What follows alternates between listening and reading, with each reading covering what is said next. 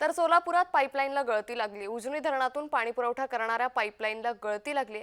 30 ते 40 फूट उंच पाण्याचे फवारे उडतायत। सोलापूर पुणे राष्ट्रीय महामार्गावर पाणीच पाणी झाल्याचं चित्र सध्या पाहायला मिळतंय। सोलापूरला जाणारी नवीन दुहेरी जलवाहिनीला गळती लागल्यानं सोलापूर पुणे राष्ट्रीय महामार्गावर पाणीच पाणी झालेलं आहे। वारंवार जलवाहिनी फुटत असल्यानं शहराचा पाणी पुरवठा गेल्या 15 दिवसात 2 वेळा विस्कळीत झालाय। या संदर्भात अधिक माहिती घेऊयात आमचे प्रतिनिधी रवी ढोबळे यांच्याकडून। रवी, सोलापुरात पाईपलाईनला गळती लागली आहे, साधारण ही पाईपलाईनची गळती कधीपर्यंत थांबू शकते?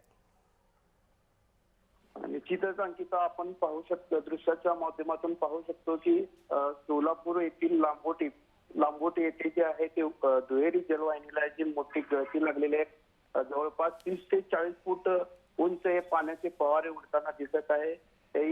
या 15 दिवसातील दुसरी घटना आहे अंकिता। त्यामुळे नागरिकांना पाणी पुरवठ्याचा प्रचंड मनस्ताप भोगावा लागत आहे। वारंवार जो आहे तो शहराचा पाणी पुरवठा विस्कळीत होत आहे। कुठेतरी उजनी धरण हे मे महिन्यातच प्लस मध्ये आले असताना नागरिकांमध्ये एक आनंदाचं वातावरण होतं। मात्र वारंवार जे आहे जलवाहिनी फुटल्यामुळं नागरिकातून प्रचंड संताप व्यक्त होत आहे आणि महापालिका प्रशासनाकडून ही जलवाहिनी दुरुस्तीचं काम हाती घेण्यात आले। मोठी गळती असल्याने याला खूप वेळ लागू शकतो आणि शहराचा पाणी पुरवठा परत एकदा विस्कळीत होऊ शकतो। निश्चित। धन्यवाद रवी, आपण दिलेल्या सविस्तर माहितीसाठी।